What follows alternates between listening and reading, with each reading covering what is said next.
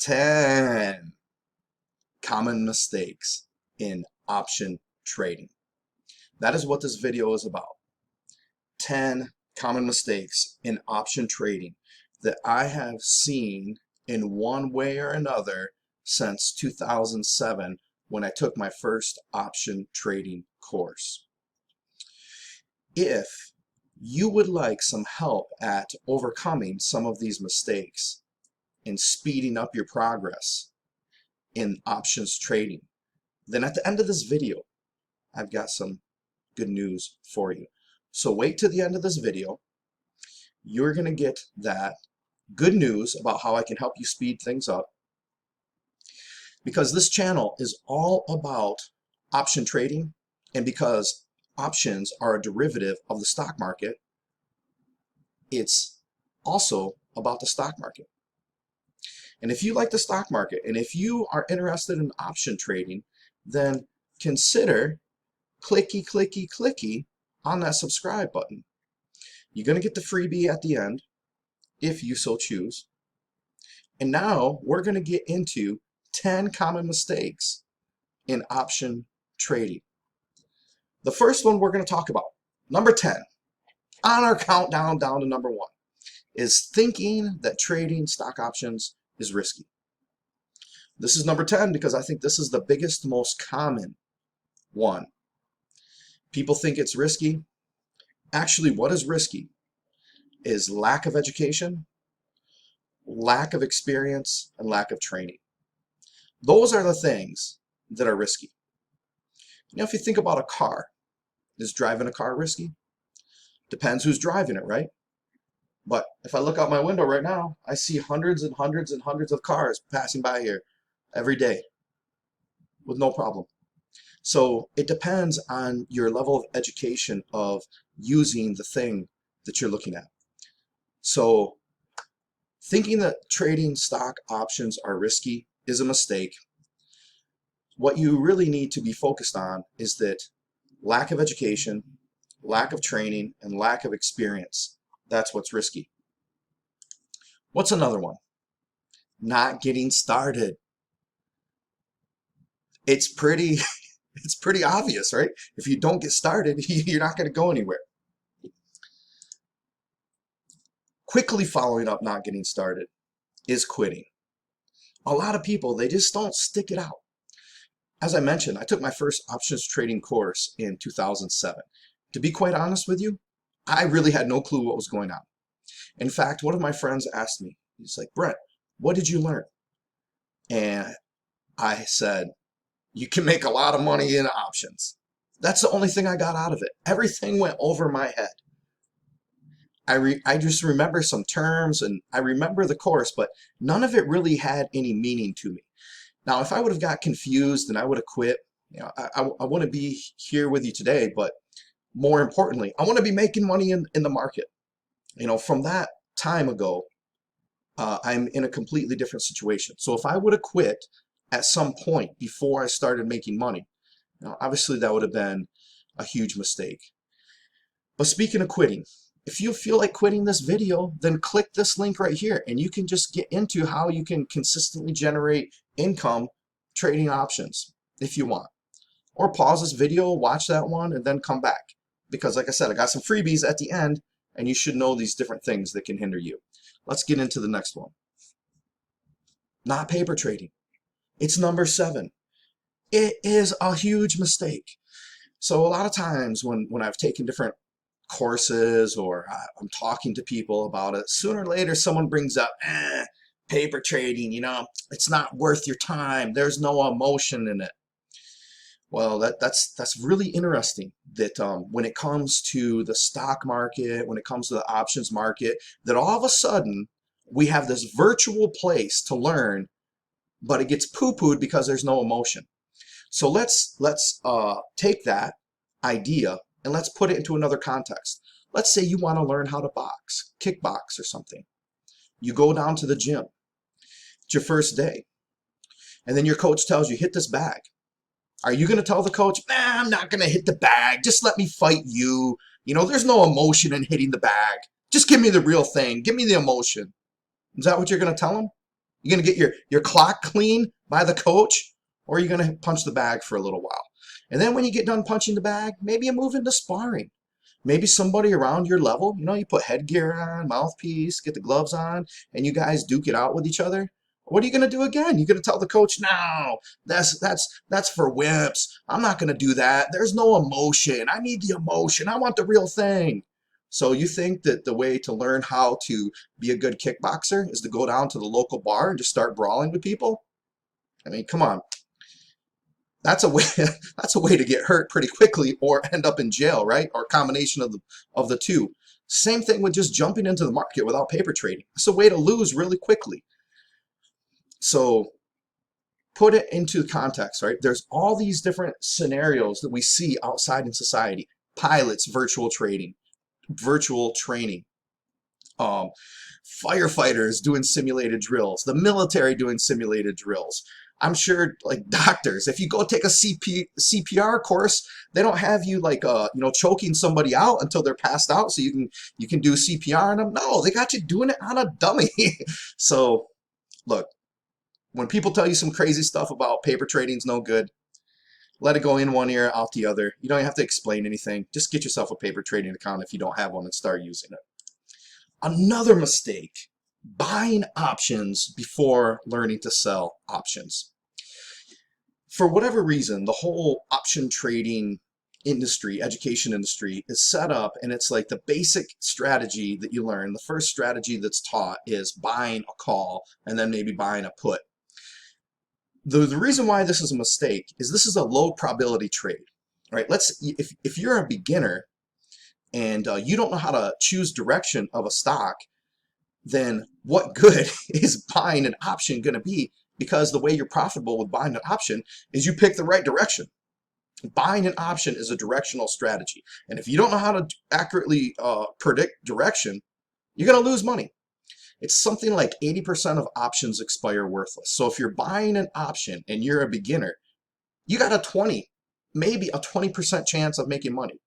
Now, if you're selling an option, you can put the odds in your favor and you can have a 80% chance of it expiring worthless. How about that? How about flipping the script a little bit? How about instead of being the gambler at the casino, you learn to be the casino first? Now, what's the problem with this? A lot of people don't like it because it limits your profits.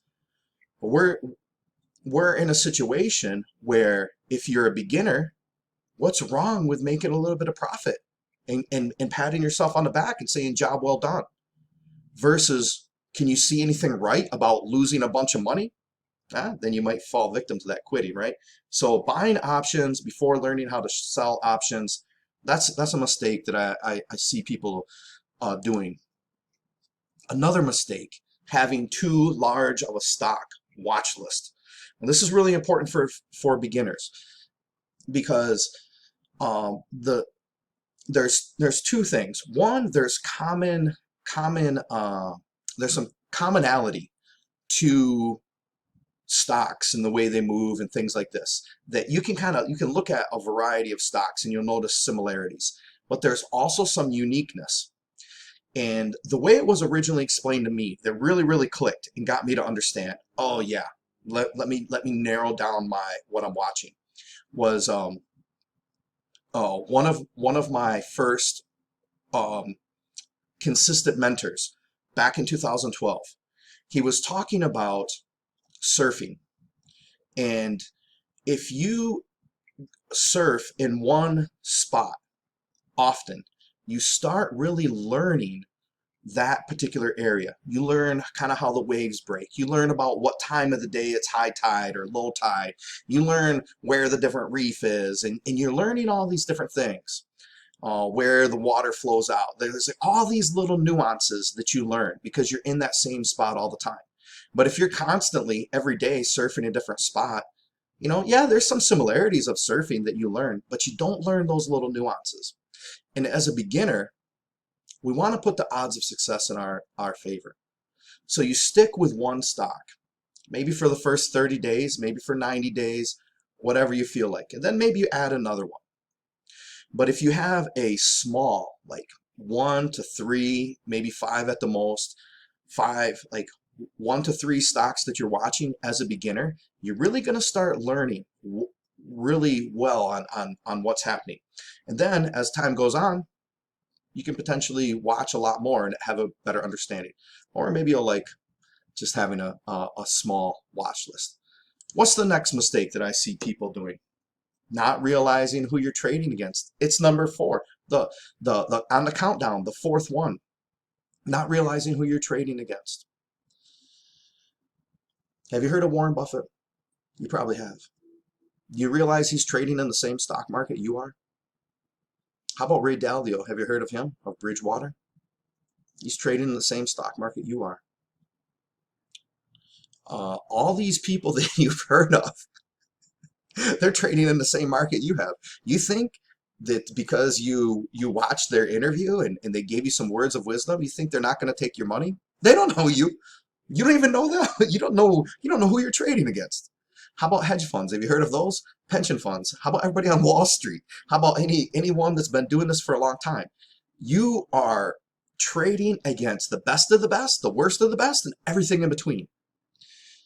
So not realizing who you're trading against, right? You are trading against the best of the best, right? Everybody has access to the stock market, and you're trading against them. And the people that are professionals, you're trading against them. So what? Think about how you want to conduct yourself as a newbie when you know you are playing against the professionals. Another mistake, not understanding the difference between investing and speculating. This video isn't about describing those differences. Get some chutzpah, find out on your own, but you need to figure out what these differences are. And you want to make sure that your thinking and your strategy is the same. So for example, if you think that you are investing, then you do not want to be doing, when you're clicking the buttons and people look at what you're actually setting up in your profile, you don't want to be speculating. You want them to be the same. Right? You want them to be the same. It's not that one is good and one is bad. You can do them both, but just realize what they are and realize, like, this is how I do this, this is how I do that, and to make sure that your thinking process of when you're doing one is in alignment with that. And if it's not, then adjust things so you're in alignment with that. Spend some time, learn the differences so you don't make that mistake. Another mistake, focusing on making money instead of risk management. Someone called me not too long ago asking me, hey, how long will it take me to make this much money? It's not a good way to start off this. The way to start it off with is remembering one of your competitors, Warren Buffett. What was his rule number 1? Never lose money. What did he say rule number 2 is? Don't forget rule number 1. Risk management. If you lose your money, you have nothing to trade. You have to keep your money. That's the most important thing. If you have the money, you always have a chance to make more. If you're getting too focused on making the money, remember who you're playing against.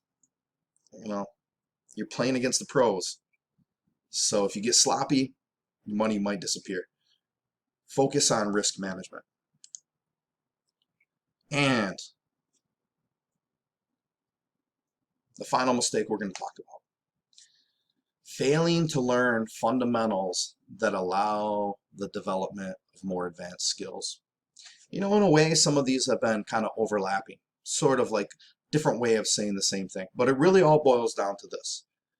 People fail to learn fundamentals that allow them to develop more advanced skills. Andy Tanner has this story where he talks about he was on an airplane with someone, sitting next to somebody, and they struck up a conversation. I think the guy was a surgeon. And the guy, I guess, was talking about how long it took him to become a surgeon, all this stuff, and basically talked about how difficult it was, all the surgeon stuff, until they were basically landed and getting off the plane. And at that time, he finally asked Andy, so what do you do? Andy says, I do some trading in the markets and teach some trading stuff. And then the surgeon says something like, I was thinking about doing that. You got any tips for me? And Andy talks about the story and to say how arrogant that is. You know, what if he would have said to the surgeon who got done explaining how long and how hard it was to learn all this stuff, "Hey, I think I'm going to do some surgery this weekend. You got any tips for me?" You know, you this it's a profession, right? This is you can kind of do it as a side hobby, but you have to realize that it's a business. That's why Wall Street's there, right? Because they're making money. That's why hedge funds exist.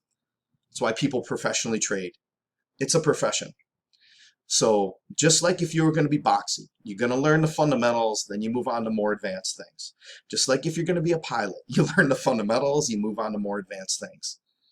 Learn the fundamentals, move on to more advanced things. I told you I had something free for you.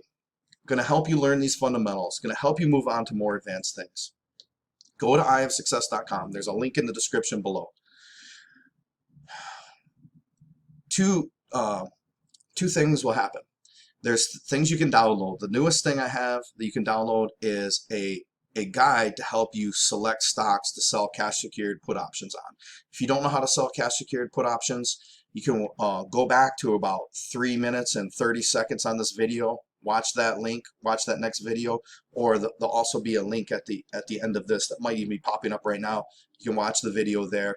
But watch that video. I'm going to explain how to sell cash secured put options. Download any of this stuff, and when you download any of that stuff, anytime I make something new, it'll automatically be sent to you. And you know, if you're a little bit uncertain of what info to look for and you're confused about making decisions in the stock market, you're lucky, because I'm going to be sending you a daily stock market review showing you exactly what I'm looking at, how I'm keeping my finger on the pulse of the market, and sometimes what I'm doing. So you can kind of learn what I'm doing and figure out how to implement things in your own trading strategies. You guys have a fantastic day, and I will talk to you later. Bye-bye.